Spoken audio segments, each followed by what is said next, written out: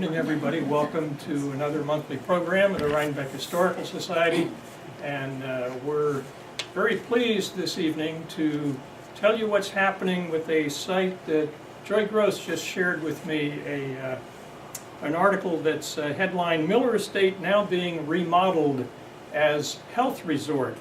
And it reads that alterations and restoration are underway to convert the former William Starr Miller Estate southeast of Rhinebeck Village into a year-round resort to be called the High Geology Country Club and Camp or Sunshine Lodge. Well, this was the Rhinebeck Gazette from January 1947, and a lot has happened since January 1947. There was the Pauling Health Manor, which we have heard about, and more recently, Leonard Steinberg has some plans for that property, and Leonard is here to talk about the history of high geology. And without my going into any more detail, we're here to hear you. So, Leonard? Thank you. Thank you very much. Thank you so much for having me here, and most importantly, I should make it very clear that I'm more of a junior partner in all of this here. Charles Blakeman, who is the lead in this whole process, is unfortunately unable to join us, and he sends his apologies. But thank you very much for hosting us, and I am really the least important person in the room because I did bring a superstar with us, and the likes of Bob Fox, who is royalty in Rhinebeck already, but also is truly one of the world's great architects. So before I get us winding down the road of history and nervous as to how we're going to destroy something that's truly an asset to this town, it's good to know starting out that what we are going to be doing to this property is something that I think everyone in town will celebrate and will bring life back to something that has actually fallen into horrible decay and is actually looking a little bit sad these days, but has the potential to be something truly, truly extraordinary. And it's our goal to bring this back to life in a way that not only makes everyone in Rhinebeck really happy, but makes Rhinebeck a town that people talk about, not only because of our hotel project, but because of how beautiful your town is and how wonderfully you preserve your history. So kudos to you for the efforts you have made in this town to preserving so many exquisite buildings and how beautifully you take care of the land. I live on the weekends across the river in Saugerties, and I always drive across the bridge and notice the difference when you come from Saugerties and you come to Rhinebeck. It's like traveling to two different countries. Anyway, so let's get into our brief presentation, and please feel free to interject at any moment if you have any questions. We'll try and answer them as best we can. I will tell you the volume of history we have on the property is very skimpy, and we have had the best researchers searching as hard as we can through all kinds of archives. And it's pretty remarkable how much of what would traditionally for such an important property be on, in archives or preserved in some way has just vanished. So we will be preserving the history as best we can, and then hopefully creating some new history that in 100 years' time people will be gathered here to talk about. So first of all, we'll introduce the property, which is located at 492 Ackett Hook Road. It's an Italian Renaissance style property featuring a tiled roof, arched floor-to-ceiling windows, and a loggia-style porch. This gives you a lay of the land. You can see where Rhinebeck is, the town hall, and then there is our property, which is approximately 140 acres and features a three-story structure, the one that's probably most memorable and notable, but it has some other supplementary buildings that are really rather beautiful, including a stone carriage barn and a two-story stone house. There are some other buildings on this property that are truly vulgar, and we promise to make those either extremely attractive or remove them altogether. But the original owner of this building was William Starr Miller, who's most known for having owned what is today the Neue Galerie in New York. That was his New York Manhattan residence, located at 1048 Fifth Avenue. In fact, we just drove by it on the way up and we said, oops, there's a nice marriage of two here. But the property was originally part of the large historic estate called Mansekenning. And Mansekenning is a historic home located at Rhinebeck, built in about 1903. It was a Georgian-inspired manor house. This is part of what was a very, very large tract of land. It was designed in 1904 by Frank L.V. Hoppen of Hoppen and Cohn, and assisted by Whitney Warren of Warren and Wetmore, who was, Mr. Warren was William Starr's brother, so they kept it in the family. The history of the house and the original floor plans, unfortunately, we do not have a copy of. And we've searched high and low. Traditionally, you could find these in the Columbia University archives, but nothing, zero. So let's go into the next slide. Bob is not here just to do the slide projector, I promise you. Yes, I am. He's really good with the slide projector. But this is an example of these architects' work, Grand Central Station being probably one of the most prominent ones. And then we have several others. They also did the Morton Library in Russia. They actually have quite an incredible body of work, but we didn't decide, we opted not to go through the whole list because it could put you potentially to sleep. This is the breakdown of what is on the land today, which is about 140 acres of land. You can see Anchored Hook Road over here. The two most prominent access points are here and here, this being the most beautiful of the driveways that lead into the property. There's a rather horrific looking structure over here that we intend to do beautiful things to. And then the main Star Miller Manor House is right over here with a sharp drop in the hill, which must have some kind of rock ledge somewhere, with panoramic views to the Catskill Mountains, and there's a little sliver of the river that you will even see in the distance of the Hudson River. There's an existing rather ugly structure over there that we more than likely will remove.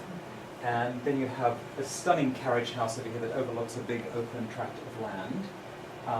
There on this other entrance is a stone cottage house that we believe was built for Mr. Miller's brother, I believe. I have a note on that. I'll get to that. My brain's a little fried today. I think it was built for his brother. And then you have a rather magnificent property over here, structure here that was at one point a chapel. And then you have a water waste treatment facility. In the distance you have a small pond or lake. It's an artificially constructed lake, and Bob can certainly explain a bit more about that. But it's a remarkable piece of land because it has exceptional topography, and it has a fully outfitted water system and sewer system, and was certainly set up to accommodate a large scale of people. So let's go to the next slide. Here you can see some of the views towards the Hudson River and Catskills. You don't see the river here, but as you go further up in the property, you will see it, and that's looking west, but rather beautiful. Then the next slide is of a carriage trail that was discovered, I would say. Bob Fox led his remarkable team from New York, including many local experts and professionals in the field, who identified some trails within the property that will afford us the opportunity not to tear down a lot of trees. So we definitely, if you know anything about Bob Fox, and I should introduce him at this stage, but Bob is the king of the glass skyscraper. So good news for Rhinebeck. We're going to have beautiful glass skyscrapers here. No, I'm kidding. You will actually, you actually have probably one of the world's leading authorities on green architecture, with a respect for land and topography and community, the likes of which I think everyone in this town is going to be celebrating. So Bob, if you want to... Could I jump in? Please. I was actually struck by the Rhinebeck Gazette article, because when that was written, I was entering kindergarten in Red Hook. So I grew up a little bit further north from here. So I'm sort of local and not sort of local, but and my wife and I happily live in Rhinebeck, and we've lived here for the last 10 years. The one thing that we didn't know when we said yes, that we'd like to look at this project, is we didn't know about these carriage roads. And as we were traipsing through the woods, all of a sudden it hit us that the opportunity with this property was not to tear anything down, but how could we best utilize what had already been disturbed, and how could we put as much of this project serviced by these roads. So new water lines, new communication lines, new power lines, anything that as much as we can, this is what we're going to use. So as much of this land as can be preserved as is. We'd like to take out some of the invasive species. We'd like to restore it to what it might have been. But and you will see that we've marked these on the map of this property, and that's where we intend to do whatever we're going to do. So that has something to do with history, but more to do with the preservation of this property. So the next slide is the pond, if you want to go, so you can talk about this. This is an interesting story around it. Yeah, this at one point was probably a very beautiful pond. It has been neglected, and it has a whole bunch of funny stuff growing in it. But it has its own little beautiful ecosystem. So we will restore this pond as best we can to be a much nicer looking pond, but at the same time maintain this whole ecosystem. This is Primrose Hill down here. The water actually flows under Primrose Hill, fills up this pond, and then there's a dam built here at some point, probably a long time ago, and then whatever outflow goes into the wetlands in here and then goes under Acker Hook Road. Next slide is that of the stone barn and stone cottage house, and this stone barn we believe was a chapel at one point. But the structures are rather stunning because they incorporate all these beautiful, really gutsy stone walls, and I think building in this style today would be prohibitively expensive, so to preserve this is really an asset to this development. This is where we believe they kept horses, so you can see the remnants of this. These are fairly narrow, so one could see that there were these are wings on both sides, so the horses could be kept in this place. It is, in its last iteration, or recently, it was kind of a chapel. It's really kind of messy on the inside, so part of the first phase of this would be to take out all of the new, and you can tell it right away because it's sheetrock. They didn't have sheetrock when they built this, so there's some dumb-looking doors and moldings and sheetrock. So our first impulse here will be to take out all of the new interventions and to really see what we have. So, and the same with this little gatehouse. It's really a charming little building. So I do think what's wonderful about this is it will actually probably be your first impression of this property, which I think automatically sets the tone for everything else that will follow. These are, as well as 3 other structures, these are in the National Historic Register, these 2 buildings. So the next slide is that of the carriage house. That's the north facade. Right. Stunning building. It's a beautiful, beautiful building. A fabulous building. We're not quite sure, on this side it's a big 2-story space, and there are doors that are opposite each other, so one could drive right through in a horse and wagon. This is actually a 2-story piece. It really has a lot of junk in it, so we're going to take all that out and at the end of the day see what we have. This is a later addition which may stay during construction as a place to store material or something, but will be gone. So. And then the next slide is the view from the carriage house onto the south meadow, so you can see there's some extraordinary vistas in this property, and with exquisitely mature trees that I think preserved will only enhance the finished product, if we want to call it that. You're looking toward Primrose Hill, and down on the other side of this hill is where the pond is, and if you were to turn 90 degrees to the right, you'd be looking out at the river, toward the river. So the next slide is of the stone pump houses. These occupy the highest part of the land, and the water forever was pumped up to this part of the hill. These are also on the Historic Register, so we certainly have some work to do on the roof, and but these structures will be retained and will become the water supply for the whole project. The next slide is, of course, the manor house, and you might know this already, but we think it's kind of an extraordinary structure which really, it's almost shocking that this structure has gone into such a state of disrepair, and if you walk into it right now, it's really frightening, but frighteningly exquisite too. I thought I'd done the off button, but I turned the on button, I'm sorry. What's interesting is that we think that this wing was a later addition. We don't know how much later, it may have been a year or two, but we think that it started going this way, and then somebody decided to do that, and then this came later. Again, we don't know, well, it's not like 20 years later, because the stonework, as you can see, the stonework is a beautiful match no matter how we do it. And the gutsiness of the stone is exceptional. The next slide shows the rear elevation, and that is kind of a beautifully lit picture that gives you, maybe if you squint your eyes a little bit closed, you can get a glimpse of what the future could be for this property. It's really quite Yes, you can exceptional. see that due to the occupancy, there's only one real stair in the building. It's a magnificent staircase, but these fire escapes that are now on the building were added later for safety reasons. They will come off.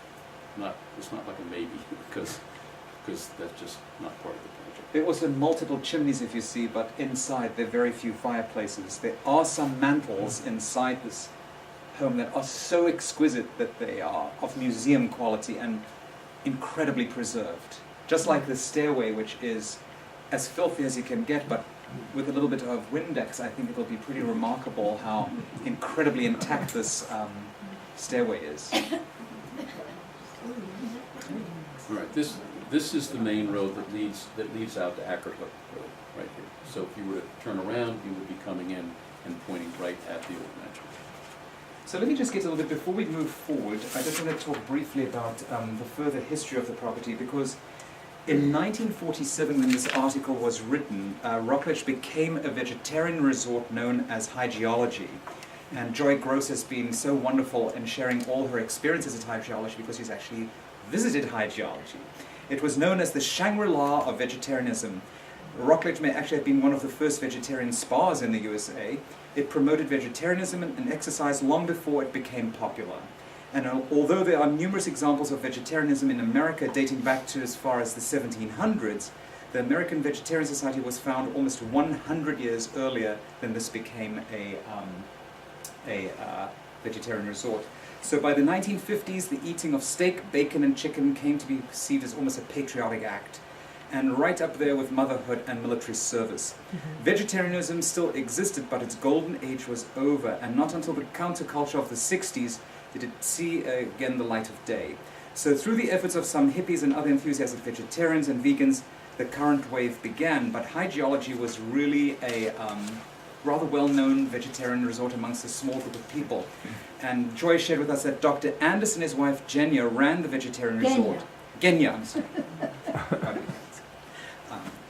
Dr. Anderson used to be a street corner preacher when Genya converted him to vegetarianism. At this time, the club was described as a 450-acre, $1 million palatial estate devoted to vegetarianism, hygienic living, enjoyable recreation, and rest. In their advertising, they actually spoke of a private lake, the one we just saw before, a solarium, entertainment, and deluxe accommodations at reasonable rates, of course. We will have no reasonable rates once this is done. They spoke of everything related to health and recreation, hiking, supervised calisthenics, handball, shuffleboard, horseback riding, ping pong, billiards, dancing. It was open all year round. And spas in the New York area were not such a new thing, actually. By the 1760s, the British colonists were traveling to hot and cold springs in Connecticut, Pennsylvania, New York, and Virginia. In 1989, the property was designated, or was registered actually, with the National Register of Historic Places. And after it closed in 1963, I believe the Znaimers, who owned the Rhinebeck Country School, bought it and used it as just to the country school, and the Marist fathers operated it as a seminary. It was later sold to Daytop, the drug and substance abuse facility, and Daytop opened, we estimate, in 1989 and closed in 2009, with Daytop officials citing economic concerns. Daytop withdrew its application to reopen it as a 187-bed residential facility for substance abusers, and it remained abandoned until about 2013, when the monstrous developers from Manhattan came along, Charles Blakeman, myself, and a group of other partners, and we who are residents in the upstate area of New York, mostly on Woodstock and Saugerties, but visit Rhinebeck with our tail between our legs, saw this amazing property and saw a truly extraordinary opportunity to do something rather exceptional with what is already rather exceptional. But our goal is to preserve this property, to bring it back to life, to bring life back into the environment, and to keep it a very healthy neighbor, because as much as we want to bring life into the property, what we don't want to do is become the neighbors that you wish weren't there. I think everyone will agree in the room that having a hotel here with 100 guests is certainly going to be a lot better than having 187 substance abusers trying to kick a habit. So I think at the end of the day, with the incredible guidance of Bob Fox and his architectural team, who are all so incredibly excited about this project, at the end of the day we'll have a really remarkable property. And we aren't inventing the concept. So if we go to the next slide, you can see some other examples of where these incredible historic properties have been brought back to life and are appreciated by multiple generations. This one being the Blue Hills at Stone Barns, and that's in closer to Westchester, but extraordinarily successful. Also, they have a wonderful organic farm, and the restaurant is, of course, a very important component to bring good food, because without it, New Yorkers are not happy. The next slide. These are our Rhinebeckians. Rhinebeckans like good food too, and Saugertesians. So this is a very important ingredient to the whole. I hate to call it a development because that sounds monstrous, but it is a development, and it will be done on a very, very high taste level. But it won't be intimidating, and it won't be grand. It'll be just beautiful. And developments of this nature happen throughout the United States. They happen throughout the world, and it's almost disgraceful that 1.5 hours from Manhattan we don't have something as exceptional as this already. So we're very, very excited to bring this to the world. One of the concepts of Blue Hill that we'd like to follow is that they grow their own food. So this is actually on the main path into the restaurant. So when one goes in, one sees this garden. And they also, and this is the inside of the restaurant, which is a restored barn. This is part of the Rockefeller Estate in Botanical Hills. And this is an overview of it. This is the actual barn complex. This is where the garden is. And these are greenhouses, and they are growing their food year-round. This is not just when the carrots can be pulled out of the ground, but this is a year-round food operation that supplies this restaurant. And what we wanted to do was to give you a sense of the scale of that operation compared to this. So here we are back looking at, this is the manor house, the gatehouse, the barn, and the carriage house. So these buildings are actually spread out quite a ways from each other. But when you put them on top of the stone barns project, you see that this is all very walkable stone barns. And you can see this will also, the project at Rockledge will also be very walkable. This is not meant to be that everybody has to drive around in a car.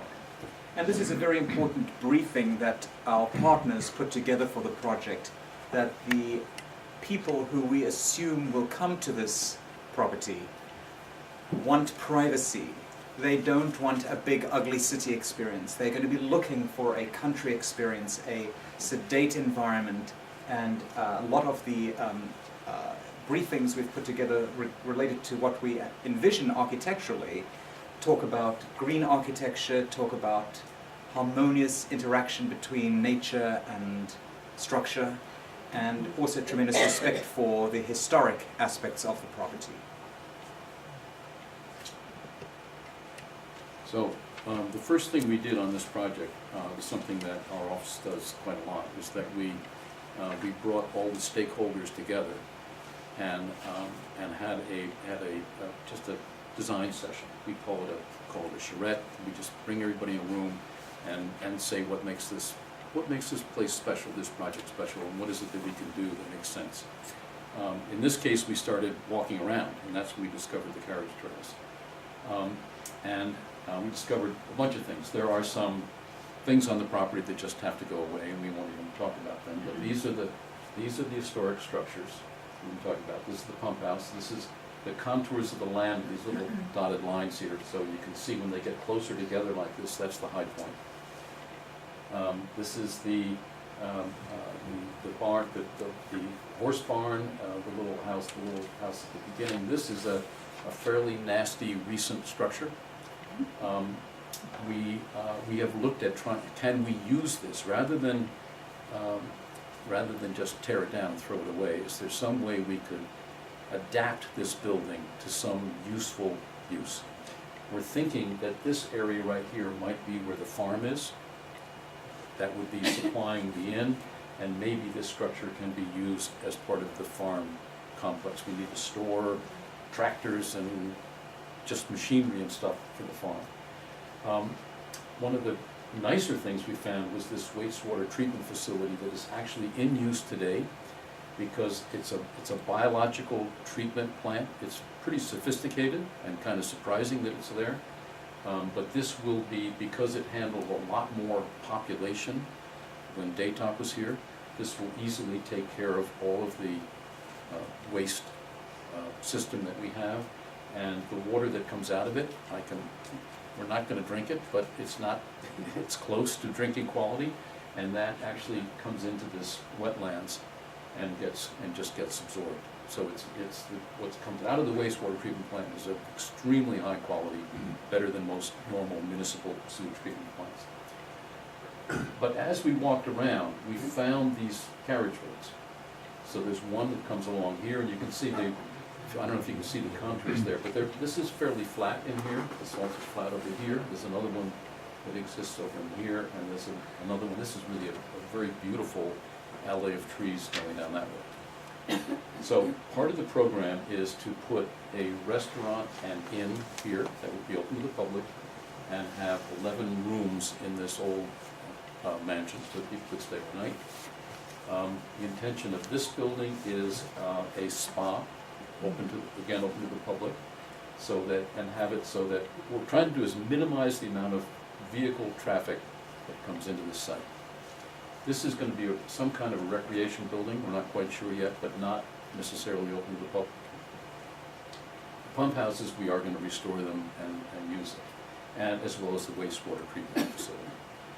On these, the idea with the rest of the property is to develop, and we have been working with the town planners on this. We've had a number of meetings with them. They've told us what they would like us to do. They've told us what they don't want us to do. We're in pretty much agreement. We've started the process of going through the town to get a permit to do this project, and we can put clustered homes here, clusters of minimum of 3 and a maximum of 5. So despite Leonard wanting to put a 30-story building here, we're actually going to do something that's under 35 feet and exactly according to the local zoning. So this again is this is a diagram of where we could build responsibly. You can see that here, this is where the pond is, and all of this is wetlands. So we can't build anything there. And the same over there. And this is a fairly sensitive ecological area. We've looked at the Hudsonia maps. I don't know how many of you are familiar with Hudsonia. It's a fabulous group, and we've been working with them. We've even had the CAB come out and walk the site with us. We want to be very sensitive to what's going on there. And these numbers are the historic buildings. Oh, these are steep slopes, rock outcropping, where the green is. So you can see we're pretty limited as to where we can responsibly build something. We also, this is in 2 different colors because it's kind of a zoning thing. For this facility, being a country inn, we need to have a 20-acre subdivision. So this part, the more public part of this would be its own subdivision, and our thought is to, by utilizing these carriage roads, to put these clusters of units along the carriage roads. Yes? Did I understand that you said the main building would have 11 rooms? Yes. And these cluster houses, are they part of a hotel-like thing, or are these homes These that would- people will be buying? These would be sold to individuals and used as either a full-time place to live, or it could be a weekend home. They could be as connected to the inn as they want to be. Okay. The concept is, it actually stems from a selfish need. I have a weekend house. I come up on the weekend, you feel married to the house. There will be weekends where I cannot come up here. The house sits there, it's doing nothing, which in itself I think is bad. And the concept of maybe renting out that cottage to a hotel guest when you're not using it, or having friends come and stay there and having services is a dream.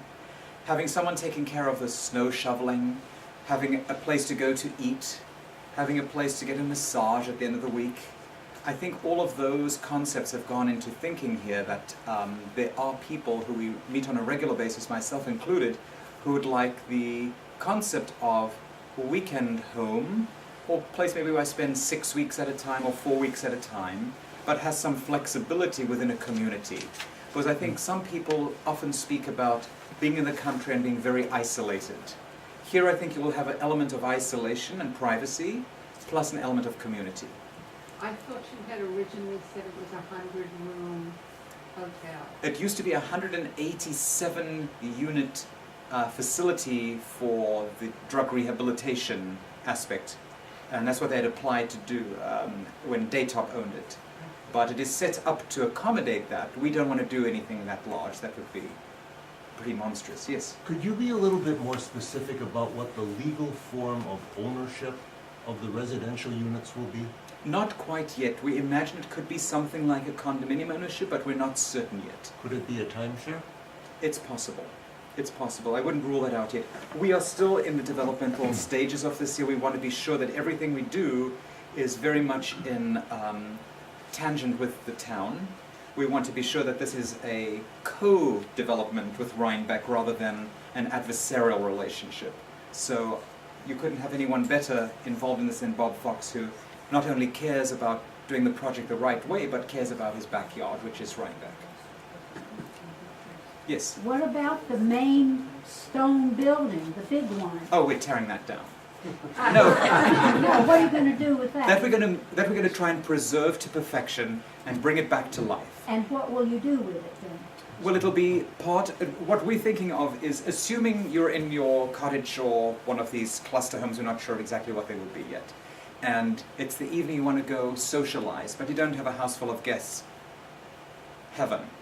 You go to the, we call it maybe the clubhouse. But what about all the rooms? Well, up there'll be there? 11 rooms upstairs, and then below you will have entertaining rooms, lounges, dining rooms, probably the restaurant, and make it very much more of a social gathering place than you will all rooms. Because it's very limited, actually. This house was designed for a family with a number of guests. It wasn't designed to be a 40-room hotel. And what we certainly don't want to do, which others have proposed, is build wings on either side and add rooms, which I think would be pretty horrendous. I think this is a structure that has to be preserved in its entirety, and then everything else has to be kind of a support system, almost like a good frame. And Tom and I actually just returned from South Africa.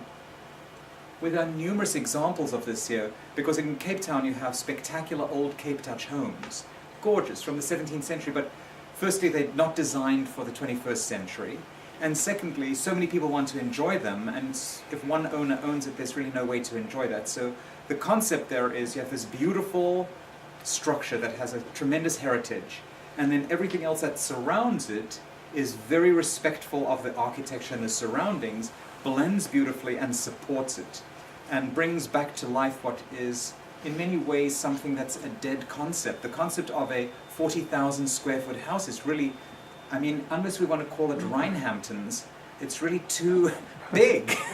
So I think bringing this back to life in this format is something we aren't inventing. This happens throughout Tuscany, throughout the south of France, Burgundy. I mean, there's so many parts of the world that have these beautiful old historic houses that simply do not function in the 21st century, but once married to the hotel concept, done very respectfully with the watchful eye of a historical society and a very responsible town, proved to be very successful commercial ventures, as well as bringing back to life something historically. And believe me, we will go into this house. There is beautiful woodwork detail and some floors that are mucked up, but a stairway that's exquisite, fireplace mantles. There are fireplaces that are hidden behind sheetrock. We're almost certain they are there. We want to bring all of that back, and we want to celebrate it, but we want to give it a contemporary edge without doing it in a cheesy fashion. I will tell you that all the parties, although not too believable with my red and black and white Christmas outfit on today, have good taste, and we want to make this very tasteful and elegant. Yes? Yeah, only because you used the word cheesy, and I just would like to know, the cluster houses, are they gonna be cheesy too? Yes. Oh, we plan on it. Because you see what's going up all over the place in New Jersey and those things, yeah. No, we want to bring the Jersey Shore to Rhinebeck. Uh, No, but exact opposite. Bob, One of please. the one of the very important parts of this project is that we want to make this a very green project. And there's a group called the U.S. Green Building Council. It's a national organization, and they have developed a rating system of 4 buildings. And it's called LEED, Leadership in Energy and Environmental Design. And the town of Rhinebeck, in its zoning laws, requires that projects have a LEED rating, of all things, right? Because no one really understands what that means at the planning board or the zoning enforcement officer or the zoning board. We are going to be their test case. So this will be a LEED project, and we're going to, with it, help the town understand what that means. So the houses will be, yes, they will be clustered houses. Our role in this at this point is to write design guidelines for these houses. So they will have they will follow a certain recipe, if you will. And we will not be designing all these houses. Our firm may design a few of them, but most of them will probably be done by other architects. But we're going to write a rigid enough set of guidelines that is satisfactory to the town. Yes, you will create something beautiful here, and each time an architect working on, let's say, this cluster here wants to build something, that person will go to the town and get a permit for that cluster. Right? So we will be doing this with the town. So far from cheesy, it's going to be spectacular. Yes? I'm sorry if I'm asking a lot of questions, but, I don't know what your timing is on this. And Bob, you might know, how does this fit in with the recent town board meeting that I missed that was calling a moratorium for a year on green buildings? The reason that they called a moratorium is that when the comp plan and the new zoning was adopted, it required at a certain point that everybody follow LEED, whether you're doing a house or whether you're doing this.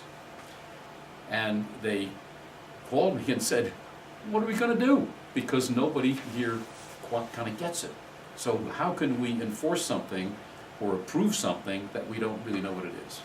So the town said, let's just stop and let's put a moratorium, because there's no point in keeping this on the books and trying to enforce it when we don't know what to do. So we are saying, okay, that's fine, do what you want to do. We are going to do a LEED project. We're going to walk you, the planning board, the zoning enforcement officer, the building code person, I've forgotten his name, he's a terrific guy. We're going to walk everybody through it and show them exactly what it means. Ed Maddock, yes, thank you. What's the square footage of the cluster homes? We're somewhere around 1,300 square feet each. So there'll be, if we do them all as 3s, there'll be 16 of them. Okay, we may do a 4. We can't do a 2. We can do 3s, 4s, or 5s. So depending on how we've just this week got the topography for this, the final topography, so we can really get to work on this. But 1,300 square feet, 1,500 square feet. There'll be a variety of them. There'll be some that have 2 bedrooms, maybe some that have 3 bedrooms. It's intended to do a variety of them, and because they'll be done by different architects, they're not going to look the same, which is really important. I mean, to me, the last thing I'd want as someone who lives here, you drive around and see 16 things that are just identical and plop down on the land. And what is the property lines? I mean, is it an acre zoning, 3 acre? Or does it not come into? Well, I don't know.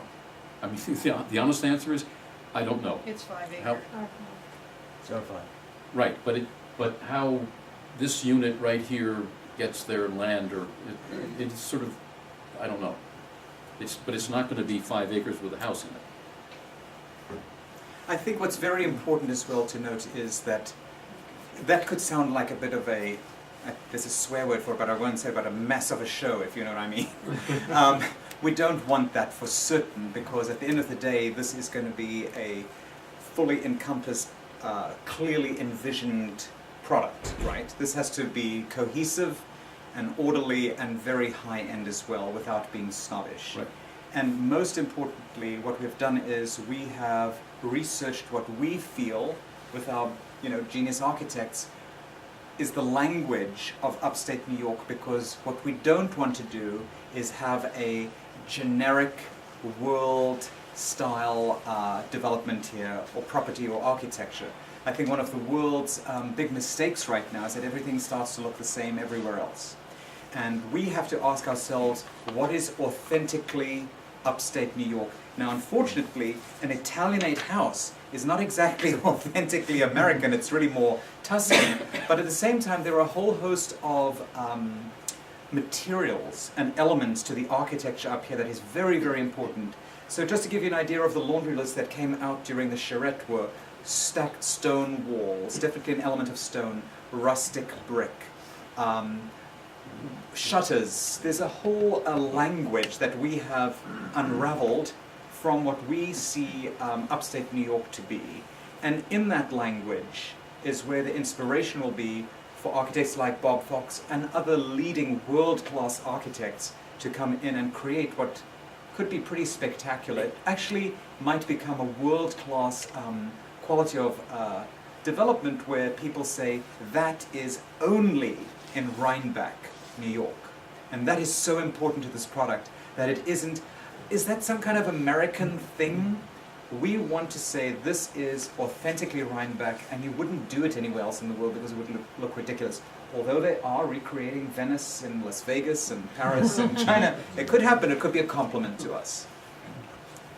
But just to go further, we're going to write some pretty rigid design guidelines, so that a whole bunch of that a number of architects can't come in and do whatever they feel like doing.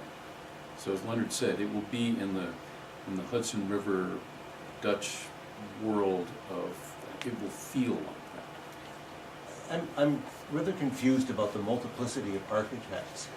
Won't the development be hiring those architects? Yes, and we will control what gets built. So it's not as if they can come in, meet with an owner, decide what to build. We will decide who the architects are. The architects will design what we will look at and approve before it is built, and it has to be part of a cohesive look. So it won't be a free-for-all here at all. Because it's not just dividing into separate lots saying, go build something with a bit of stone and a bit of white and come up with what looks like New Jersey. So potential buyers will be buying finished units that have been done as part of the overall development. Exactly. Okay, and just one note, you said you can't do twos, but you have 2 twos on the map. Yeah. We have 2 twos on the map, just to make the numbers work. But Okay. they'll turn into, All right. they'll turn into, a 3 will turn into a 4. Okay. Okay. Yes. I'm impressed that you're serious about trying to preserve the historic character of the site and the buildings there. And I can appreciate that you're running into difficulty in terms of your archival searches.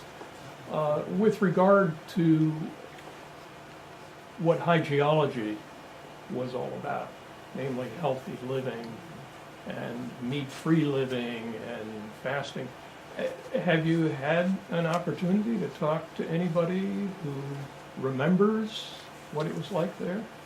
Your You leader, Joy talked to Gross. Joy. Joy actually visited High Geology Well, when my it was. father-in-law used to take my grandson there, and they had a cabin outside. It's now not a cabin, it's the big white low house before you get to the mansion. Yes. And he would stay there with his grandson for a week, 2 weeks, maybe a month in the summertime, because it was so beautiful, and, you know, it was a wonderful place to be. I think high geology historically right now is so critically important to this entire project because the concept of longevity and wellness and health is at the forefront of what's happening throughout the world right now. And it's almost a miracle that this property, which we had no idea about when we bought it, was actually this, you know, Shangri-La of healthy living. And we certainly will install this into what comes here. There's definitely going to be a spa element, there's going to be a spa menu, organic living. We have many concepts that we obviously cannot give away to the world yet that will make this a world-class property without it being arrogant. But it'll definitely incorporate the history of high geology, because I think discarding that would be a travesty. I think there's something pretty magical about the fact that this was a pioneering aspect to the property. I did run into, when we were setting up here earlier this evening, if you're willing to share your story of what you remember when you were younger. When I was a child, my father had goats, and we sold goat milk to Camp High Geology, because there were some people there who wanted to have the goat milk, raw goat milk. It was better for digestion and so forth. So that was interesting. And when I was a child also, a friend of mine and I, 2 little girls, spent a day at Camp High Geology, swimming in the pond and enjoying ourselves. So that was a lot of fun.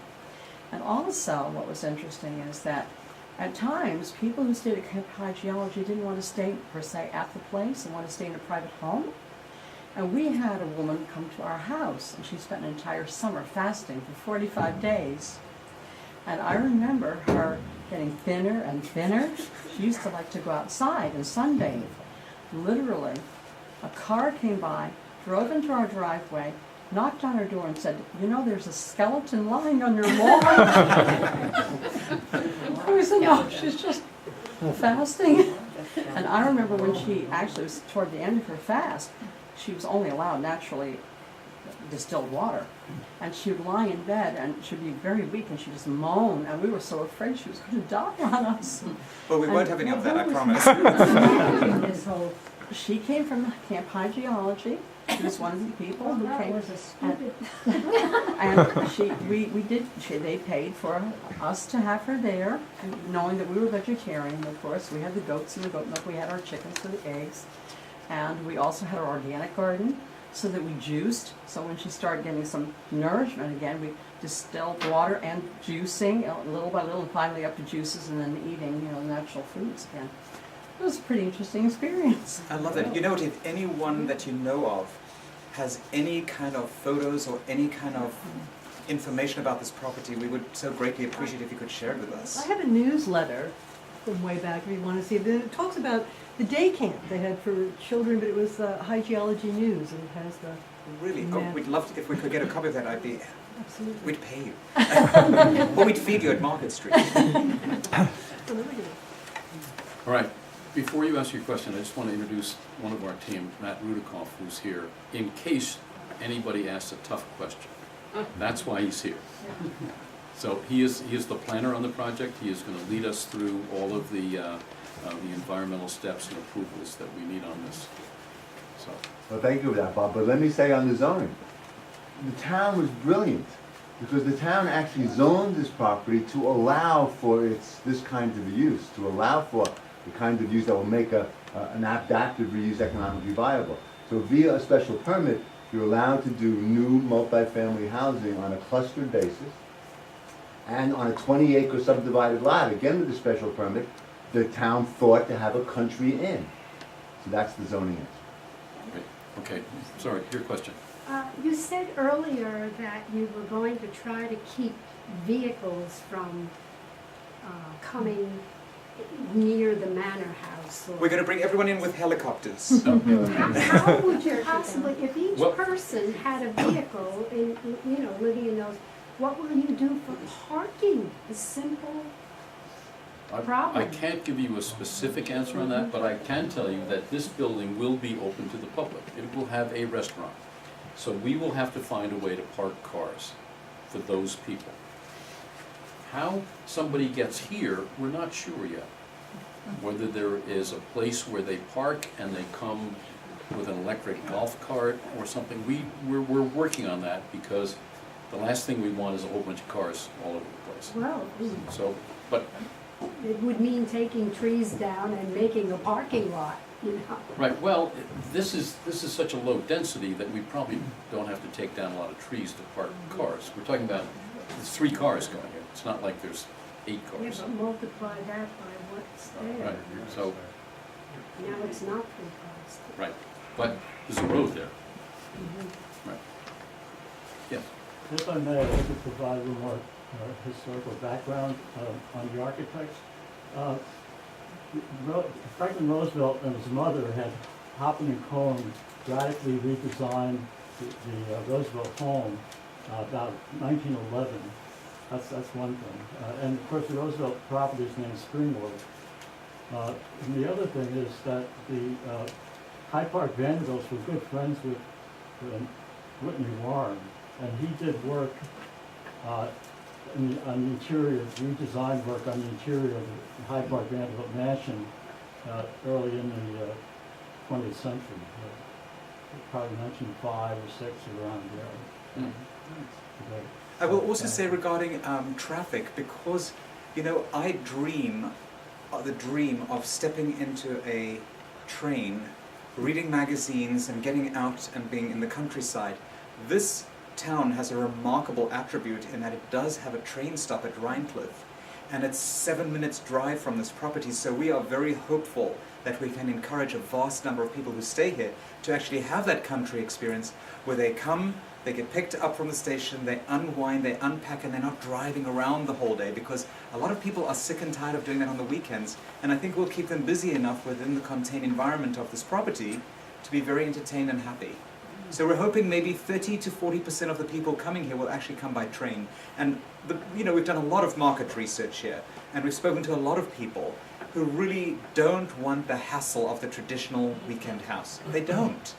They want the convenience that I think a train and a fully supported infrastructure can provide in a country setting.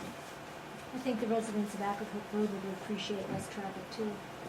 Well, even better, they probably don't want any crazed drug addicts breaking into their homes. I heard there were a few. Those people didn't drive. They stayed There were. inside. Thank God. All right, let me go through. They really So, messed up the whole I'm just going to go through the buildings sort of individually, talk about the program. So this is the stone barns and the carriage house. The gatehouse. The gatehouse will be an arrival point where people will check in and be greeted. And what we're really talking about here is a wellness center and a spa. Open to the public. This we're not quite sure of this, but this will really be for the people who own the homes. This is pretty far into the property. And here, as we've talked, this is going to be a dining bar. 11 rooms is not a lot, and be a place where people can just go and relax and have good food.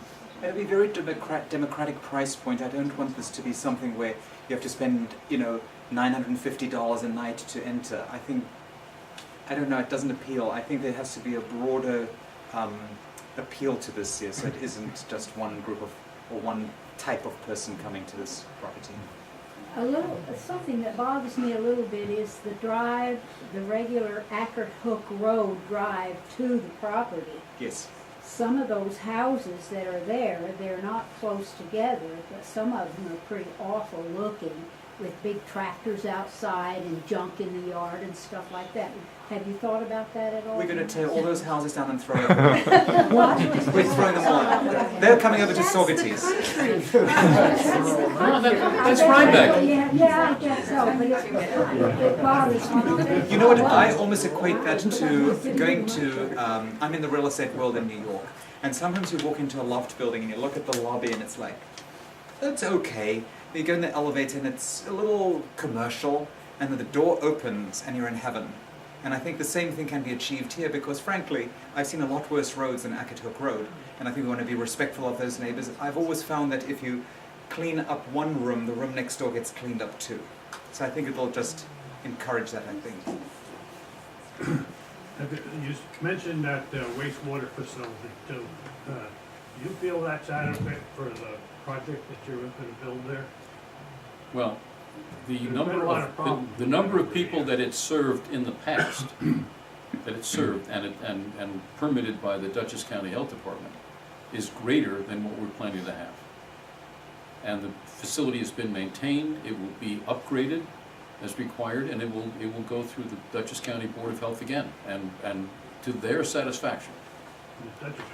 And as I suspect you may know, their standards are. Well, the Dutchess County Board of Health is well aware of it, because you could pull it off of Route 9 on Tacker Hook Road and you could smell it. And it usually started just about this time of the year. And within probably 2 or 3 miles of the place, you could smell it. And it was really bad. Well, the people who are going to manage the property now are going to take it to a different level. I don't think that's on our menu of services, bad smells. I promise. Yes. I'm not against progress. I know that you can't stop it. But how many people are going to come there, say on a weekend, on a full house? What would it be? And would they be coming into Rhinebeck? I can't imagine that people coming to this property won't visit the What town. I'm getting at, there's another hotel that's going to go up in, so forth. Two more in And, town. yeah. We haven't got parking now. I ride around and around trying to find a place to park the car when I come in. It would be nice if some of these new hotels and things would get together and donate a parking space for the people, for Rhinebeck Village. Well, maybe what we can do in that regard is encourage people to be driven so that they can drink more. We'll just send them down in a bus or something. You know, I think it's a very valid point. I think, you know, if you people got together, I mean, not just one, but, you know, and they found a place for us to park to help the people that have the shops in the village. Right. It's a big problem. Well, I think the problem with Rhinebeck is it's become popular. An immense problem because there's not shopping. I can remember people from down to your place coming. And I used to be in the United Cigar Store. I hadn't gone off to college yet. And I can remember them coming. And what about? I used to kind of laugh because the main place they would go was the candy.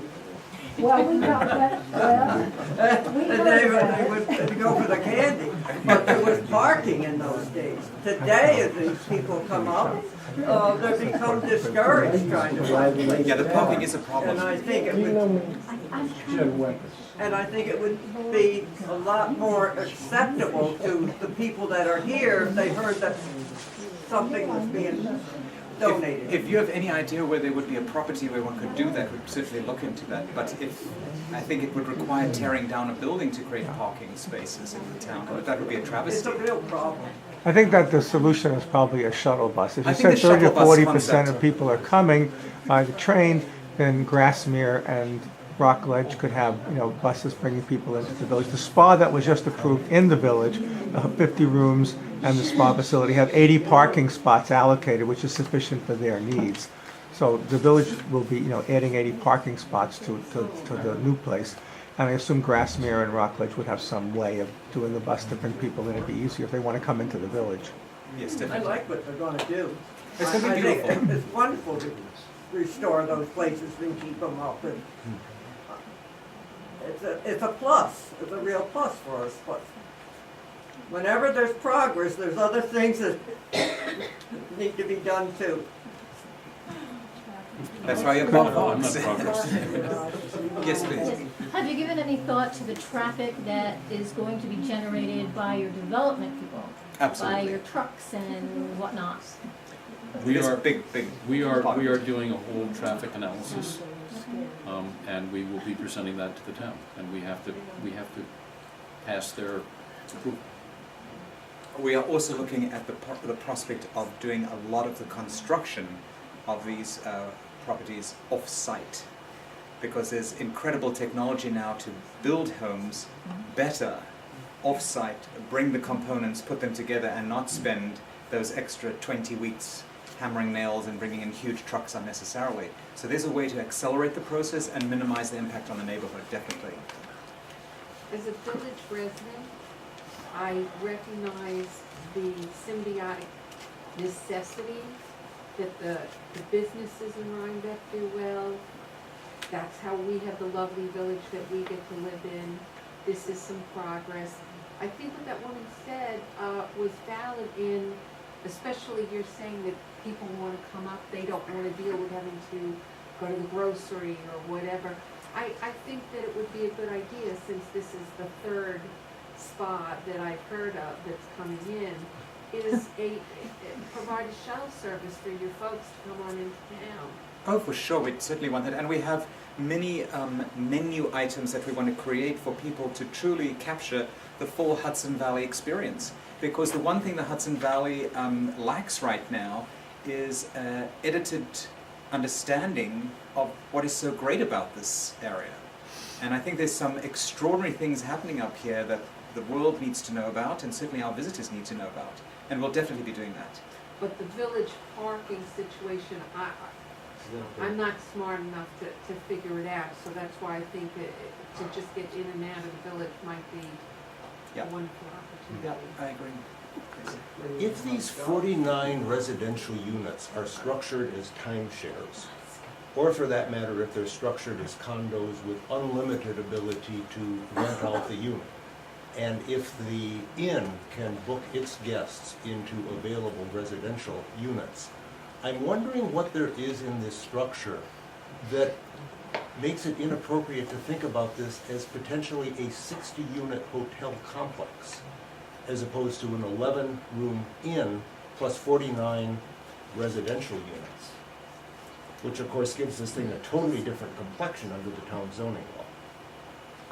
Why could this thing not become what is essentially 60 units that are up for rent? 60 rooms that are up for rent? Well, I think there probably would be limitations as to usage, but I suspect that a good number of the people buying these cottages won't want anyone to use them. I mean, I know of a lot of people, myself included, who might choose to live here, would maybe rent it out 1 or 2 weeks a year, which is what I think covers some of the expense of owning a property like this. Could we let these gentlemen finish their talk? This is the Historical Society meeting. You want to hear about the property, its history, and their plans. There will be public hearings at the Town Planning Board, where there'll be lots of opportunity for input and comments and stuff. And I'd like these gentlemen to finish their presentation about history of... We're really almost there, so I think we've covered everything, and I think the most important message we have to everyone here is that there is a tremendous cluster of properties here with a remarkable level of history. The world cannot stand still, because we've seen what happens when the world stands still. This property starts to rot. And right now you have a property that's rotted, and it looks terrible. And it's actually a disgrace that this has happened. So I do think we all have a responsibility to bring it back to life, and do so in a way that's very respectful of its history, the neighborhood, the town, the people, and most importantly put Rhinebeck out to the world in a very, very good light, so that people realize that what has happened here is not the typical hatchet job, butchered development, but something that really adds value to the town and adds value to all of those who come and visit us. Yeah, because this is the Historical Society, you should know that there are 5 structures that are on the National Historic Register. And we will have to deal with all of them. We have to change all of them in some way, because, I mean, they're falling apart. So, just like the pump houses, they need new roof structures.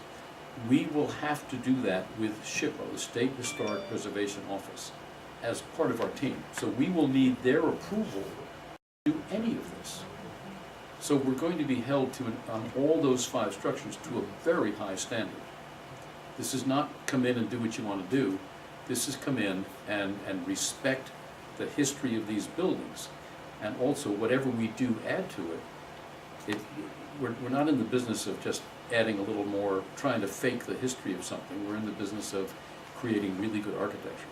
So what we do to whether if we add something or if we change something, we will have to do it to their standard. But their standard is not make a little more of what you've got. Their standard is make something of today that respects what's there. But let's be clear, we're doing it to their standard. Before we close, you had mentioned, Leonard, that if there was anyone here or who sees this on Panda who wants to share any stories about high geology, how do they get in touch with you? I think the best would be to email me, if you can email at ls@luxuryloft.com. That's luxuryloft.com. But if you cannot remember that and you just want to drop it off at Market Street, that might just be the easiest if you're wandering through town and want to drop it off there. But if you have anything for us, you could even email me and I'll come and visit you and pick it up if it's something interesting. I will be happy to come wherever you are. Thank you both, and we're going to adjourn. We will have tea in the adjacent room, and anybody who wants to ask any